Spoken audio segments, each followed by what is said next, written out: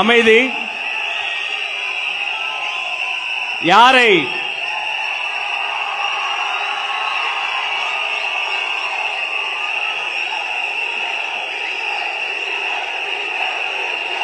மிக மிக முக்கியமான ஒரு காலகட்டத்தில் நாம் இருக்கிறோம்.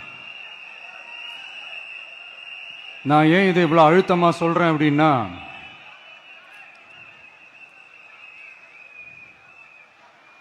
ஏதோ அழுத்தம் இருக்குமோன்னு நினைக்கிறீங்களோ?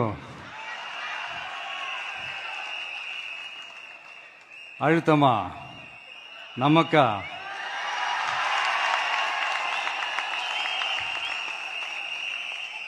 இந்த அழுத்தத்துக்கெல்லாம் அடங்கி போற ஆளா இந்த ஆளு? இந்த மூஞ்சா பார்த்தா அப்படியா தெரியுது உங்களுக்கு?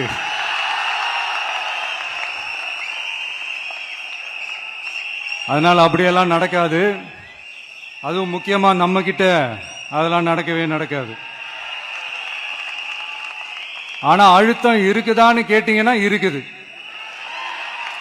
அது நான் இல்லைன்னு சொல்ல வரல. நமக்கு இல்ல, மக்களுக்கு.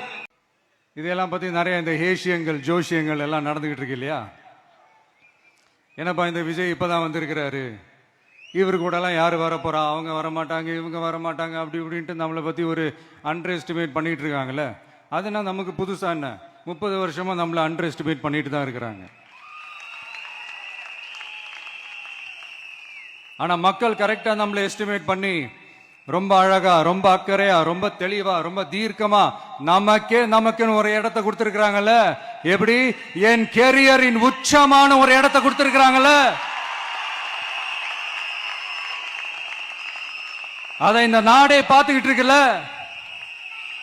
ஏன் அப்படி எனக்கு அந்த இடத்தை கொடுக்கணும்? ஏன்னா இந்த விஜய் நம்ம பிள்ளையாச்சே, நம்ம அண்ணனாச்சே, நம்ம தம்பியாச்சேன்னு சொல்லி அவங்க மனசுல அப்படி தோணுது. அதனாலதான் நமக்கு அப்படி ஒரு இடத்தை கொடுத்து உள்ளன்போடு அள்ளி நம்மளை அரவணைச்சுக்கிட்டு இருக்கிறாங்க.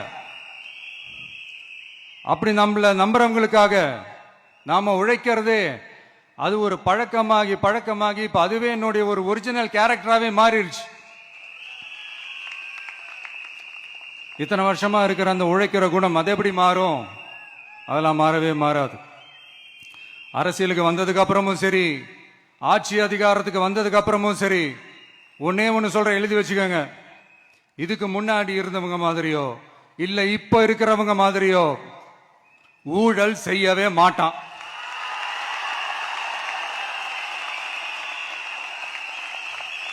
ஒரு பைசா தொட மாட்டான். எனக்கு அது அவசியமே இல்லை. புரிஞ்சுங்களா உங்களுக்கு? எனக்கு அதை தொட வேண்டிய அவசியமே இல்லை.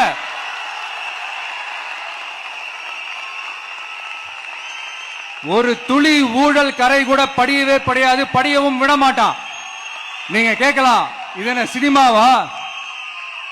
இதன முதல்வன் படமா? ஒரே நாள் நம்ம இவர் எல்லாத்தையும் கிளீன் பண்ணிடுவாரான்னு நீங்க கேட்கலாம்.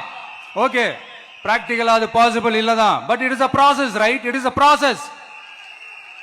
இப்படி எதுக்குமே ஆசைப்படாத ஒருத்தன் அரசியலுக்கு வர்றான் அப்படின்னா, அவன் கண்ணு முன்னாடி ஏதாவது ஒரு தப்பு நடக்குது அப்படின்னா, அவன் கண்ணு முன்னாடி ஏதாவது இந்த மாதிரி ஒரு ஊழல் நடக்குது அப்படின்னா, அதை பார்த்துக்கிட்டு அவன் சும்மா இருப்பான்னு நினைக்கிறீங்க?